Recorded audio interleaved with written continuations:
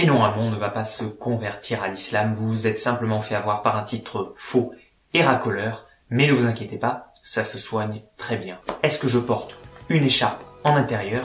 Absolument. Salut à tous les chats noirs, alors aujourd'hui, eh bien oui, on va parler de fake news, c'est-à-dire, pour ceux qui n'ont pas la chance d'être bilingues comme vous et moi, de fausses informations. Alors je ne sais pas si vous suivez un petit peu l'actualité, mais en fait, il paraît que Donald Trump aurait été élu président des États-Unis. Oui.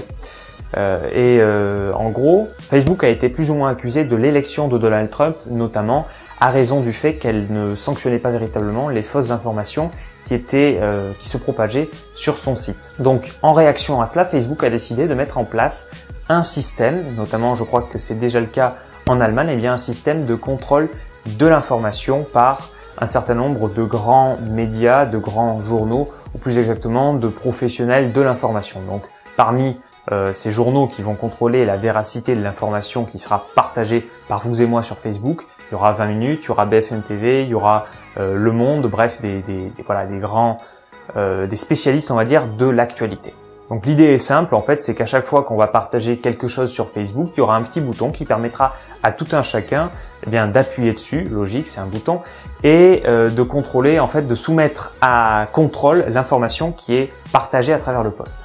Après contrôle, soit eh bien l'information sera authentique, auquel cas rien ne sera ajouté sur ce post, soit l'information sera jugée comme étant fausse, sera une fake news et auquel cas elle ne sera pas supprimée, mais il y aura simplement une mention pour dire attention, il faut se méfier de l'authenticité de ce truc. Voilà. Et j'ai trouvé que ça pouvait être un débat intéressant que vous pourriez aussi avoir éventuellement avec moi dans les commentaires pour compléter, on va dire, ma réflexion qui est déjà extrêmement poussée, bien sûr. Mais pourquoi donc je parle de ça? Oui, parce que évidemment, le problème des fausses informations, c'est qu'on se sert aussi des informations qu'on nous donne pour construire une certaine vision du monde. C'est-à-dire que notre vision du monde est basée sur ce qu'on croit être la vérité. C'est vrai que ça fait partie des réflexes qu'on devrait avoir en tant que citoyen, et bien tout simplement de contrôler l'information, de contrôler l'authenticité de quelque chose avant de commencer à le croire ou de commencer à réagir dessus instantanément.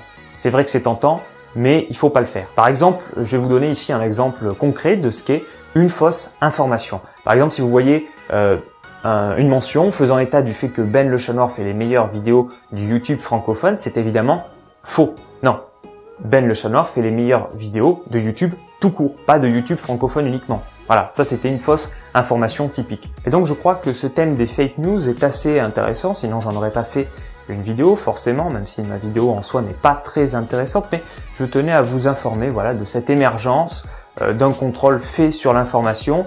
Et par contre, je trouve que c'est assez exagéré de dire que les fake news à elles seules qui ont été propagées sur Facebook ont suffi pour faire élire Trump. Je pense qu'il y a 1 milliard d'autres éléments, d'autres facteurs, qui ont participé à l'élection de ce mec à la présidence des USA. Donc, ma conclusion, vous allez voir, c'est assez subtil, c'est assez brillant, comme à mon habitude bien sûr, c'est qu'il ne faut pas confondre le doute raisonnable quant à la véracité de l'information et le rejet systématique que l'on a vis-à-vis d'une information qui n'est pas forcément raccord avec ce qu'on aimerait que la réalité soit. Vous voyez? C'est-à-dire, on a tendance à rejeter une information qui nous plaît pas parce que mais non, mais c'est pas comme ça que je pense, c'est pas la vérité ça. Voyez. Après, c'est vrai qu'on voit bien aussi aujourd'hui les ravages induits par les fausses informations. Il y a aujourd'hui quantité de personnes qui sont convaincues qu'on n'a jamais été sur la Lune, qui sont convaincues que la Terre est plate, qui sont convaincues qu'on est gouverné par des reptiliens. Bon, la dernière est évidemment vraie. Je veux dire, il y a tellement de preuves pour montrer qu'on est gouverné par des reptiliens. Moi d'ailleurs, j'ai les yeux verts. Donc déjà, si ça, c'est pas une preuve. Moi, pour l'instant, telle qu'elle est présentée, cette modification de Facebook, je trouve que c'est plutôt bien fait parce qu'on n'a pas une censure systématique, on a déjà un contrôle et une sanction entre guillemets qui ne s'applique qu'à condition que l'information soit fausse. Et j'ai oublié le début de ma phrase. Putain.